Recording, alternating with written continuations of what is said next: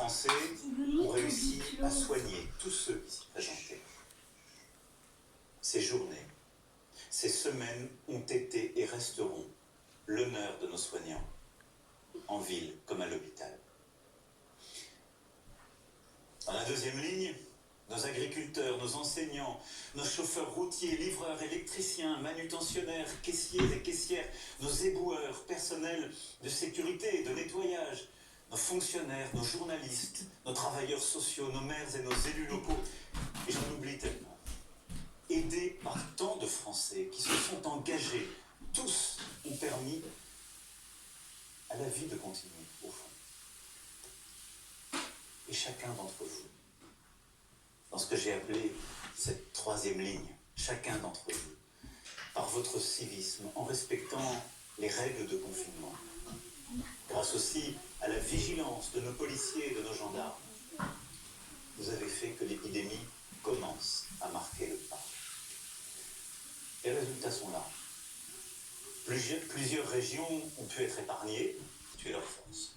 Le lundi 11 mai ne sera possible que si nous continuons d'être civiques, responsables, de respecter les règles, et que si la propagation du virus a effectivement continué à ralentir. Je mesure pleinement, en vous le disant, l'effort que je vous demande. Durant les 4 semaines à venir, les règles prévues par le gouvernement devront continuer d'être respectées. Elles sont en train de montrer leur efficacité et ne doivent être ni renforcées ni allégées, mais pleinement appliquées. Je demande à tous nos élus, aux médecins, car il n'y a pas que le virus qui tue.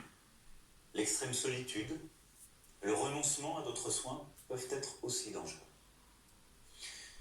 Je souhaite aussi que les hôpitaux et les maisons de retraite puissent permettre d'organiser pour les plus proches, avec les bonnes protections, la visite aux malades en fin de vie, afin de pouvoir leur dire adieu. Durant cette phase de confinement, le pays continue à vivre, et heureusement. Certaines activités sont interdites car incompatibles avec les règles sanitaires. Pour tous les autres secteurs économiques, quand la sécurité des travailleurs et des entrepreneurs est bien garantie, ils doivent pouvoir produire, et ils l'ont largement fait depuis maintenant un mois.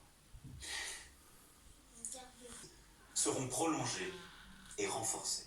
Elles sont inédites et protègent d'ores et déjà plus de 8 millions de nos salariés et nombre de nos entreprises. Pour les artisans, les commerçants, les professions libérales et les entrepreneurs, le Fonds de solidarité apporte une première réponse. Mais je sais votre angoisse. Je l'ai entendu, je l'ai lu. Les charges qui continuent de tomber, les traites, les loyers, les emprunts. C'est pourquoi j'ai demandé au gouvernement d'accroître fortement les aides, de les simplifier, et que nous puissions continuer de mobiliser partout tous les moyens de faire des tests, c'est-à-dire tous les laboratoires publics et tous les laboratoires privés.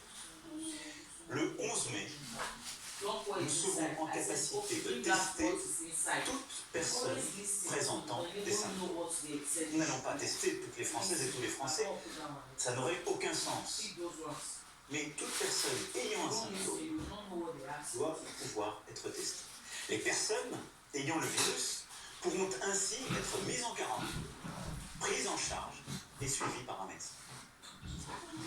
Pour accompagner cette phase, plusieurs innovations font l'objet de travaux avec certains de nos partenaires européens, comme une application numérique dédiée qui, sur la base du volontariat et de l'anonymat, permettra de savoir si oui ou non